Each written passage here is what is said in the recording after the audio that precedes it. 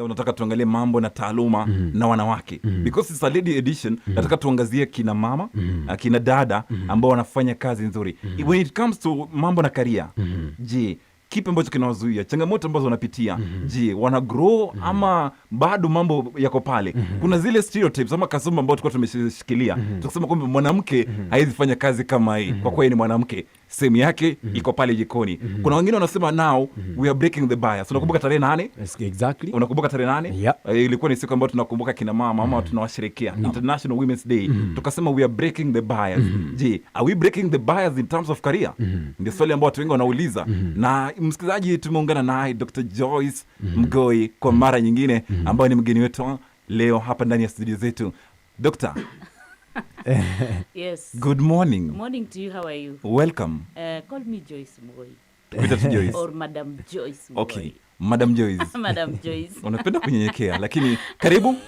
Yes, asante sana. Yesu kwa nyumbani. Na leo naona umependeza. Asante sana. Na tunatumai kawaida yake anafanya hivyo. Na tunatumai vile vile ukitoka pale ile sauti ambayo utapenyeza, yale maarifa ambayo unaenda kupatia msikilizaji ambaye anasikiza hivi sasa, that girl child, that woman who is listening today, utakuwa na impact. Na atakuwa anasema the way anapendeza, hata ningetamani kukutana naye. Asante. Karibu. Na leo nataka tuangalie mambo na in terms of mambo na career.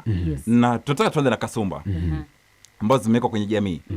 Are there careers ambazo mwanamke hizifanya hivi sasa? Ndio, kuna kasumba kama hizo ama myths kama hizo ya kwamba kuna career za wanaume na kuna career za wanawake.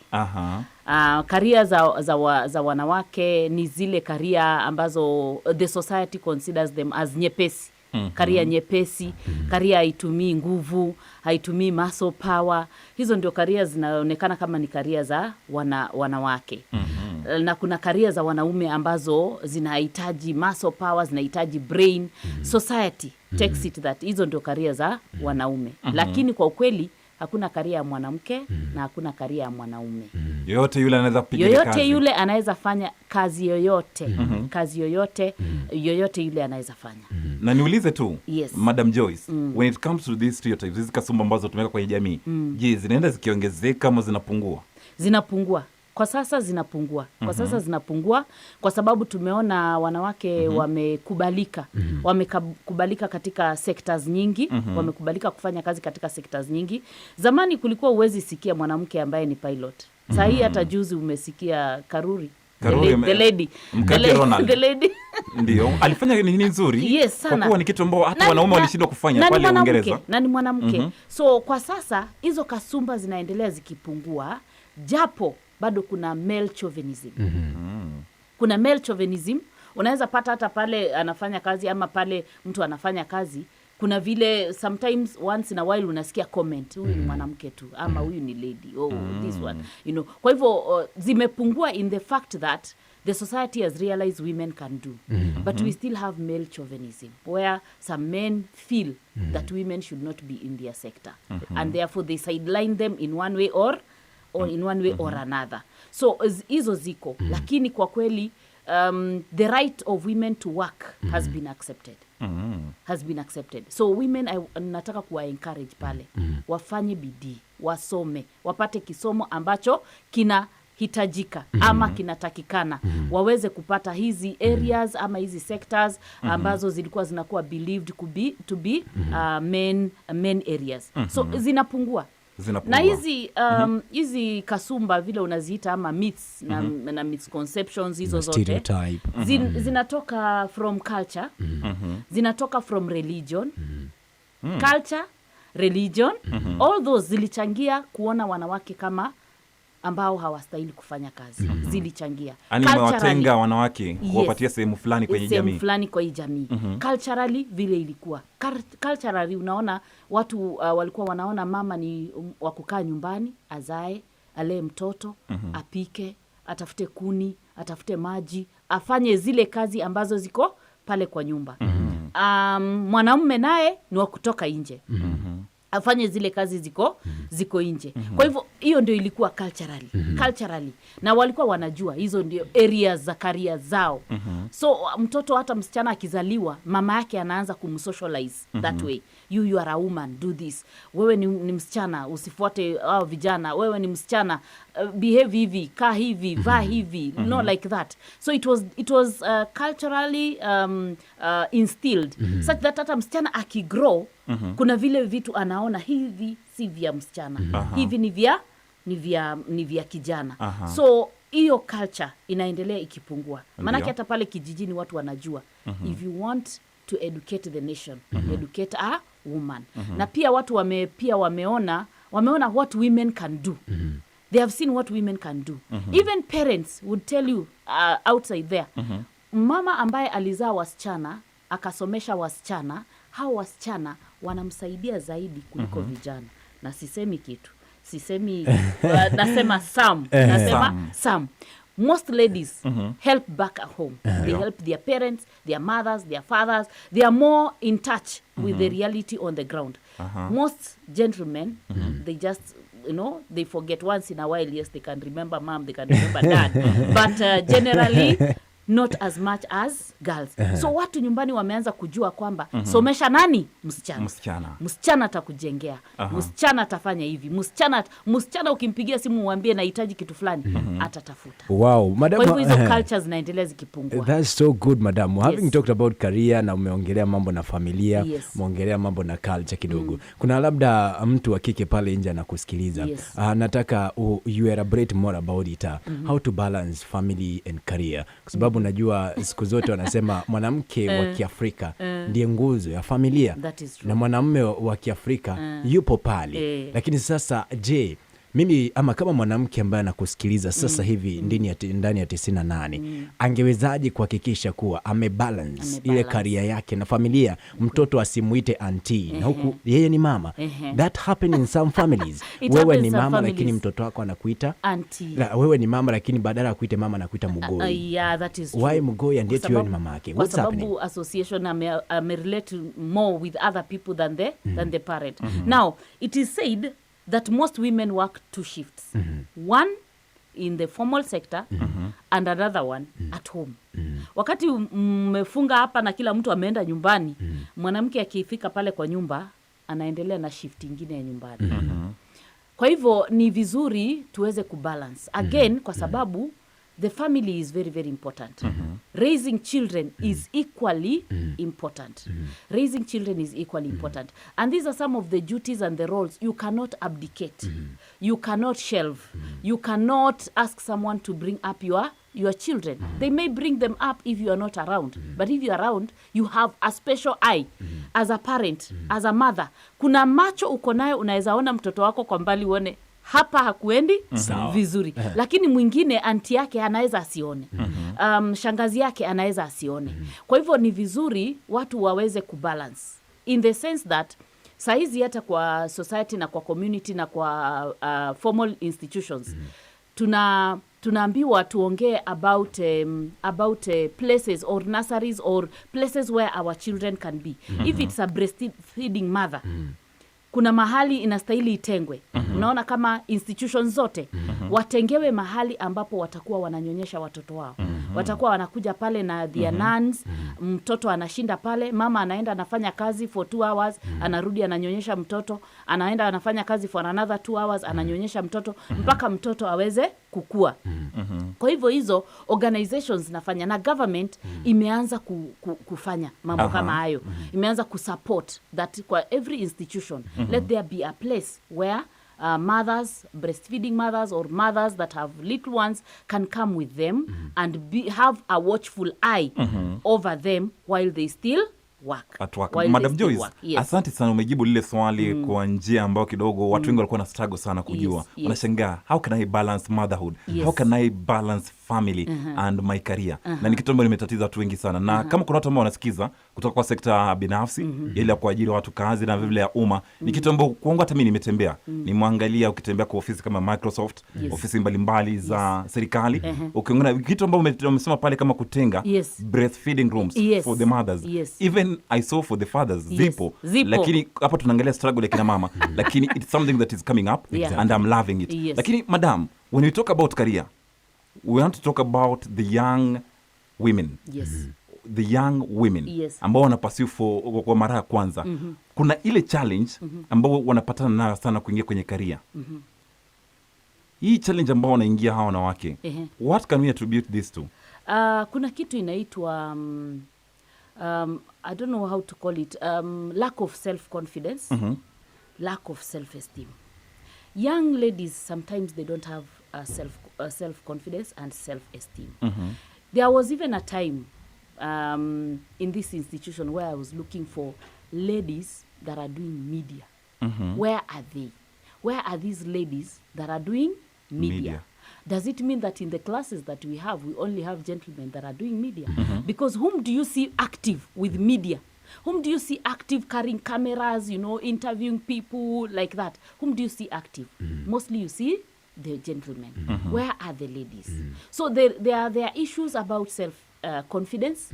There are issues about self-esteem. There are issues about kujiamini. Ya kwamba hii kazi ninaweza. And I can go out there and ask for it and do it. I can ask for it and I can do it. So hiyo ndio naona ikiwa changamoto sana kwa young ladies. Na hapo Madam Joyce, kuna swali ile ambalo nimekuuliza hapo, kuna shabiki ambaye anauliza hivi sasa. Anasema wasichana wengi ambao wanaingia pale kwa career kwa mara ya kwanza, wanasema kwamba wale ambao tayari washatimiza kwa wale ambao tayari wako pale juu, wanakosa mwongozo kutoka kwa wale elder kama sisters. Wanasema kwamba hatuwapatii mwongozo. Ni ukweli? Inaweza kuwa na pia inaweza isiwe. Tuseme kwa mfano, nitajuaje unataka mwongozo? Lazima wewe mwenyewe ujitokeze, uapproach mtu for mentorship. Uapproach mtu, akuelekeze, uulize maswali. Alafu wewe pia uwe mtu wa kujituma. Nini unasemanga vijana tunajituma? Mwanaume ni effort. Mwanaume ni effort, ni kujituma. Lazima pia uwe mtu wa kufanya nini? Wa kujituma. Ukikaa kwa nyumba, uwe umemaliza, umeketi pale nyumbani, nani atajua unahitaji mentorship? Nani atajua unahitaji mwongozo? Hakuna mtu atajua unahitaji mwongozo. Kwa hivyo lazima wewe mwenyewe as a person uwe na initiative ya kufind out ni nani atanielekeza, ni nani atakuwa kama mentor wangu, ni nani ataweza kunicoach. Because we have career coaches, we have mentorships, we have advising, we have advising and all that. So lazima wao wenyewe wawe wanajua ni nini ambacho ninahitaji. Tutumie tu mfano tu, last week tulikuwa na career day on Friday. Career day ambayo imewekwa pale na ofisi yangu na pia university imeinvest in it. We had around 350 students. Where are the rest? Where are the rest? While the people that have come there are giving them information, they are giving them mentorship, because we had so many people including alumni, and there were many alumni that were coming and saying, mimi business yangu nilianzia hapa. Nilianza business yangu, tulikuwa na mtu kama Moffat. Alianza business yake hapa, kuchukua wanafunzi kuwapeleka Mombasa, kuorganize transport, kuorganize accommodation. Sasa ako na tour and travel company. Kulikuwa na watu pale kama akina Benoni. Benoni alikuja pale akasema, mimi sijapata hiyo formal employment, but I'm working online. I'm working online as a virtual assistant and I am earning money from it. Lakini kama kuja kwa forum kama hiyo, haya mawazo utatoa wapi? So in short, Madam Joyce, unasema watu wajitume na waongee kwa kuwa wanasema mficha uchi afanye nini? Zai. Ama wanasema kweli kila siku fumba unaweza ukafumbika, ama usipofumba utafumbuliwa. So watu waulize swali, watu wakuje kwa forum kama hizo, watu watafute forum kama hizo kama ziko, waweze kuattend, waweze kupata yale mawaidha, yale mafunzo. Ama kweli jamani, msikilizaji, akiwa ndani ya mpango mzima ni Madam Joyce anazidi kutupea elimu mwafaka kuhusiana na mwanamke na mambo na karia. Lakini kabla hatujazama ndani ya awamu ya labda kidogo madamu ungeza kuongelea mambo na vulnerability. Mimi ama kama msichana dadangu ananisikiliza pale, ndugu wa kike, kuna hili jambo labda tutalifumbia macho, lakini kwa njia nyingine linaadhiri. Mimi ni msichana, nimeenda kuomba kazi. Pale nimeambiwa lazima nifanye kivingine ndio nipewe kazi. Mimi nimefanya career yangu, niko na degree vizuri, maybe first class, second upper, nina kila kigezo cha kunipa kazi ambayo nimeapply. Lakini kuna kigezo kimoja ambacho sitakitimiza. Siku kisomea, lakini itakueje? Ninaelewa. Na kuna mambo kama hayo ambayo yanatendeka kwa kweli, ya kwamba wasichana wakitafuta kazi wanaambiwa ni sawa, kazi iko, interview utafanya, lakini kwanza tukutane pale mahali fulani tunywe kahawa. We take a cup of coffee. Na coffee comes with consequences. It comes with consequences. It comes with other, sexual harassment and many other things. The thing is, kama umehitimu, kama umesoma vizuri, umehitimu na unajiamini vile nasema, hustahili kuingia kwa mambo kama yale. Kwa sababu ukisha kubali mara ya kwanza, wewe utakuwa ukitenda mambo kama hayo wakati wote ambao uko pale kazini. Maana kazi yako ni kama ameishikilia kwa mkono. Nilikupatia kwa sababu ulifanya hivi. Usipofanya tena, kwa kuwa hata unachomaanisha hata baada ya kupata atakuwa na kufuata tu. Definitely. Kwa sababu ni kama blackmail, kama intimidation. It will be used to intimidate, it will be used to blackmail you. So kile kitu nataka kuambia wasichana, ambapo umepangiwa na Mungu kazi utapata. Na ukiwa ukiwa umekuwa na self confidence na self esteem na kusema kwamba kazi yangu itakuja hata kama hii haijapatikana, itakuja. Number 2, if you are qualified, you know your work, you know your area, you should not fear. Just say no, I need a job, yes, but I will not enter into something which is not which is not part of the employment. You shouldn't take that. Of course, we have people who say that that is very, very common. Again, yes, we have people that do that, but we have a number of companies that don't. Wanakataa. A number of companies that don't even bother. Is it a lady? Is it a gentleman? They just ask people to apply. You apply, you qualify, you go and do your interview, and you are taken. So ladies should not fear to apply for jobs thinking that all organizations and all companies and all bosses will ask for this. We have very many good bosses that really don't have anything. Na hapo Madam Joyce, yes, kuna wasichana ambao wengine nao wamechochewa na marafiki zao. Wakaambiwa ndio hii kazi uweze kupata, lazima ufanye hii na hii na hii. Na psychology inasema kwamba there is this effort justification, that you want to justify that. Ati wacha nifanye hivi, alafu nikishapata nitakuwa nikipata ile ofisi ya career. Mimi niko sure hakuna msichana yote atapitia ile ambayo nimepitia. So kuna ile kitu ambao watu wanasikiza kwa wengine. Anasema wacha nifanye tu. Niokoe jahazi kwa mara hii. Lakini kishaisha ninahakikisha hakuna msichana yote wa Kenya ataipitia haya. Asante sana Madam Joyce. Msikizaji, tunaye Madam Joyce ambaye anatokea kwa ofisi ya career. Anazidi kuongelea mambo na taaluma na wanawake.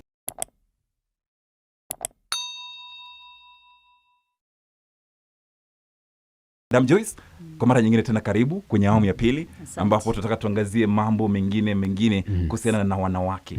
Kuna swala ambalo liko pale lilijitokeza tarehe 8 mwezi huu. Ilikuwa ni International Women Day.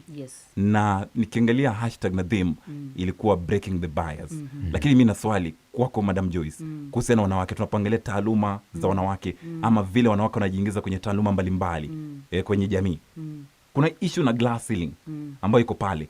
Mwaka 2021 umekuwa mwaka mzuri sana. Ukimwangalia Martha Koome, ukiangalia kule Tanzania kuna Mama Suluhu, ukiangalia kule Marekani the deputy president Kamala Harris.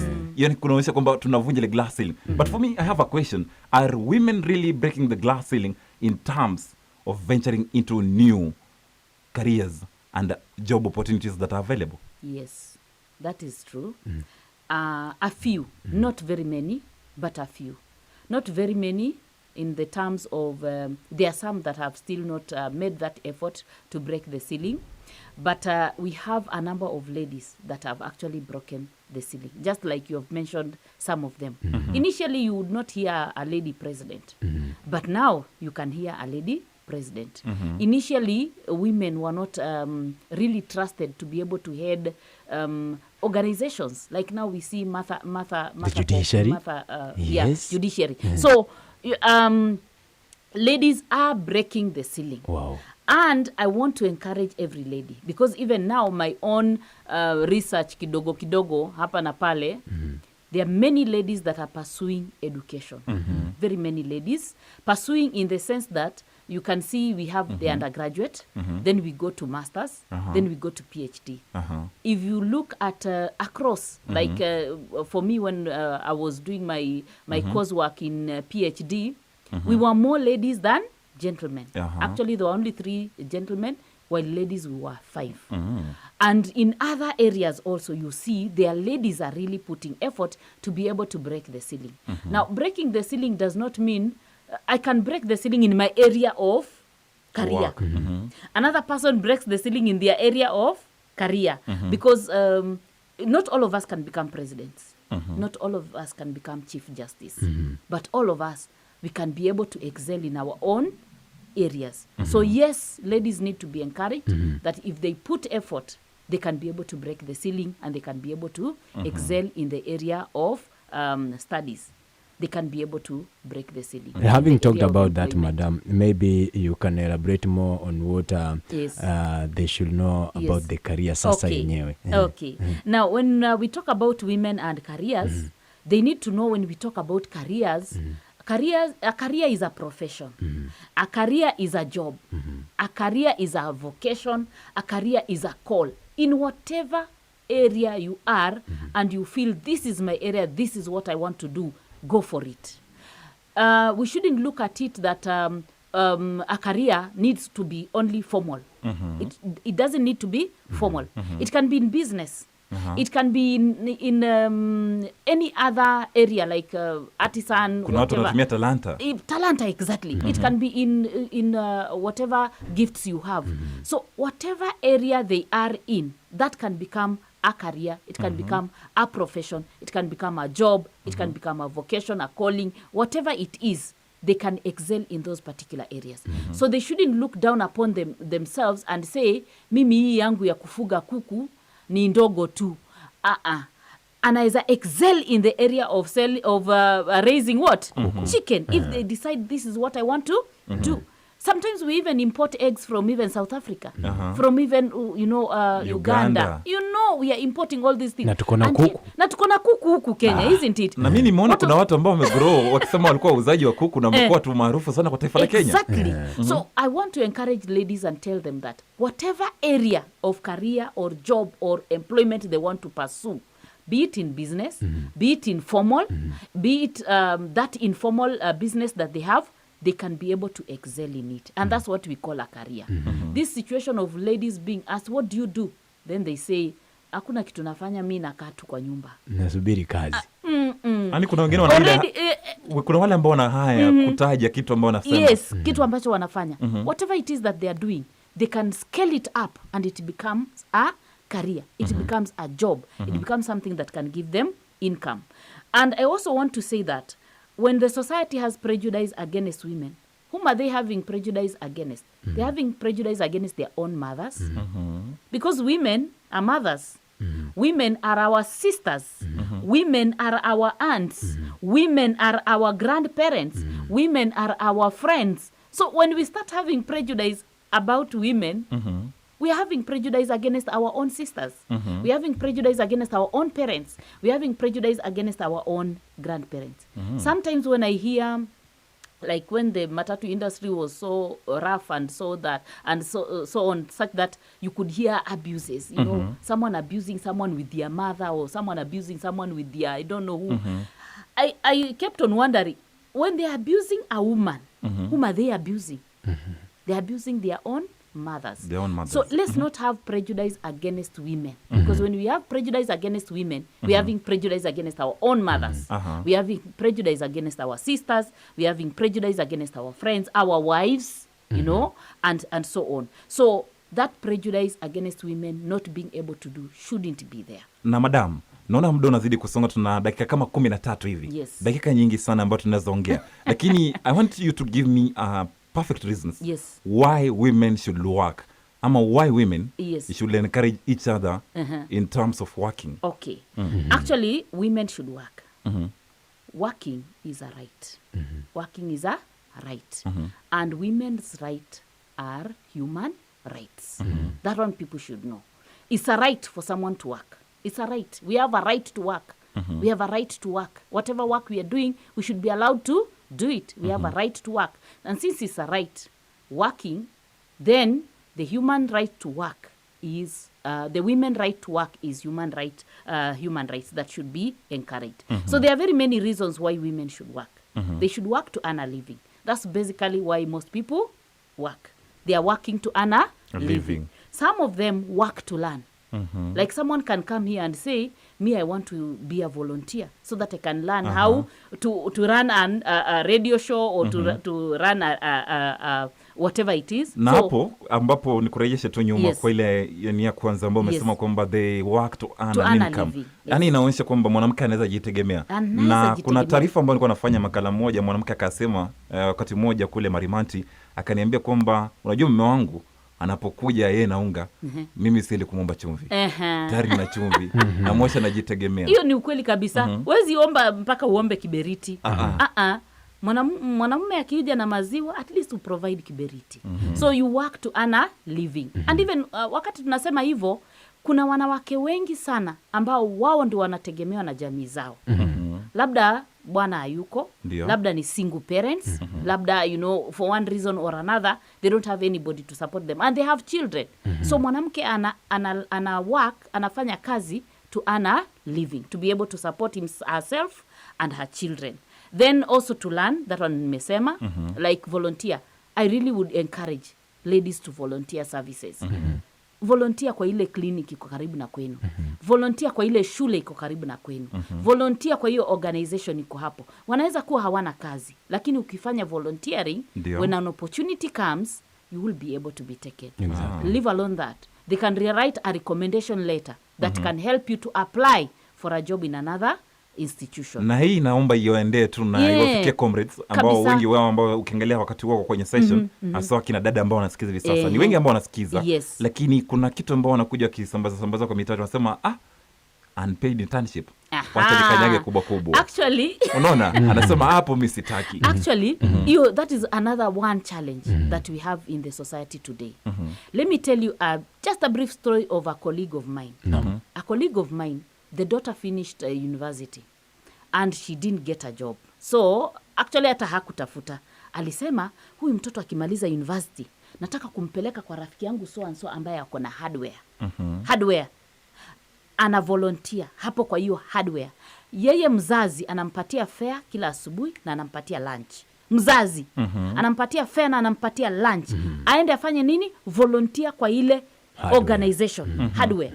And she's saying, after a year, this girl is saying, after a year, she will be able to open her own hardware. Because atakuwa amelan ease of products za hardware, ni nini inahitajika, nini iko in demand and so on. She'll be able to learn wanatoa wapi products. She'll be able to learn very many things. So watu wasichukie volunteering. Watu wasichukie volunteering. Kwa sababu saa hizi hatuwezi sema kuna formal employment mahali iko mahali inangojea ama vijana wachukue. Hakuna kazi. volunteering is very important when you're doing with a purpose and with a reason. Even attachment, nimesikia vijana wengine wakicomplain about attachment, nimefanya kazi sana lakini sijalipwa nini. Hawajui kwamba they are learning. They should take it as learning. So wanawake wanafanya kazi kwa sababu ya kulearn. You learn. Wanawake wanafanya kazi to be independent financially. Hiyo tumeshasema. Wanawake wanafanya kazi to connect.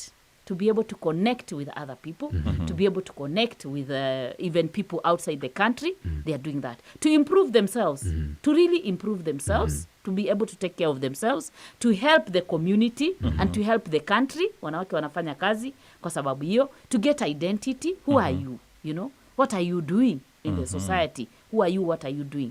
To also get self-esteem, to be happier generally. Mnajua kazi ya kukaa kwa nyumba ni ngumu. Na ndio hata vijana wengi ambao wako kwa nyumba na hakuna kazi wanafanya, ukiwauliza they are not happy. Kwa sababu unaamka asubuhi huna mahali unafikiria unaweza enda. Unakaa pale unaangalia TV, unaangalia vipindi vyote, unaingia kwa YouTube, unaingia TikTok, unaingia sijui wapi. After that you sleep. After sleeping you wake up. You find yourself in the same place. Depression comes in. Frustrations come in.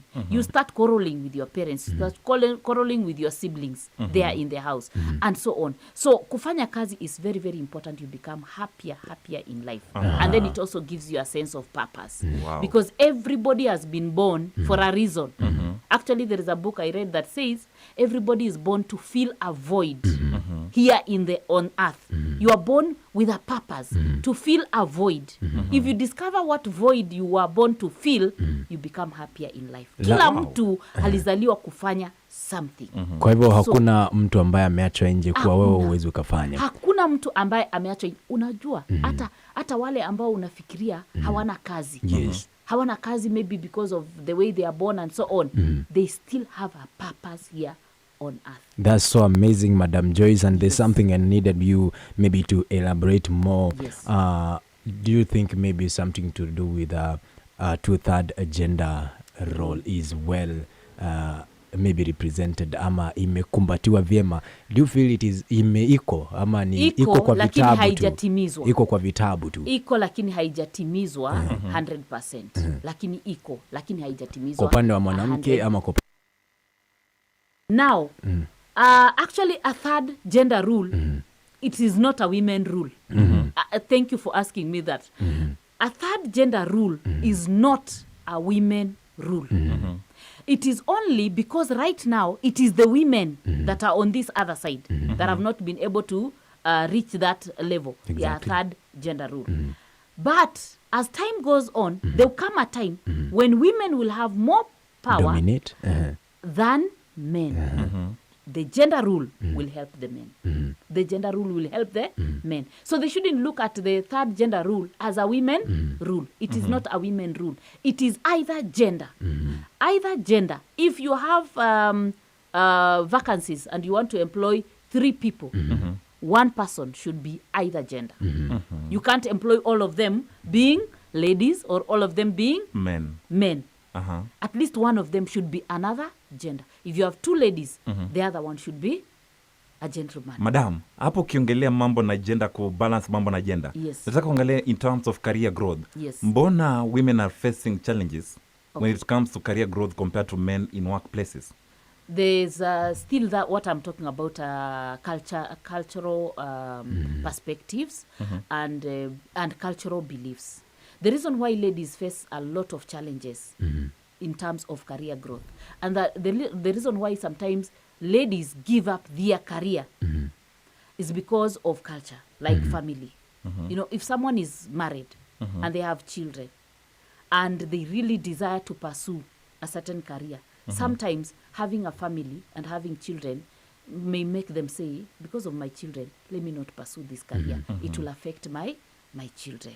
So that is why we have a number of ladies either giving up their career or not pushing as much as men because of those imbalances. That the ladies, you know, a lady will get pregnant, will have to carry pregnancy for 9 months. Within the 9 months, there are things that she cannot be able to do. A lady will start breastfeeding. Within the breastfeeding times, there are things she cannot be able to do. There are places she cannot, for instance, she cannot be able to take an opportunity to go maybe a distance from the home because the baby is there and they cannot carry the baby along. So those are some of the hindrances that make the ladies not to be able to excel so much in terms of pushing in their careers. But if all those things were held constant, the ladies would do just as well as the men. Wow. Then it has been really amazing. Yes. This is just amazing. According to me, this it is truly so good for any woman or a girl child mwenye anaisikiliza pale nje, ndugu yangu The Ben. Kabisa, exactly, ndugu yangu CJ. Mimi niliambia watu taipenda. And I know Madam Joyce personally.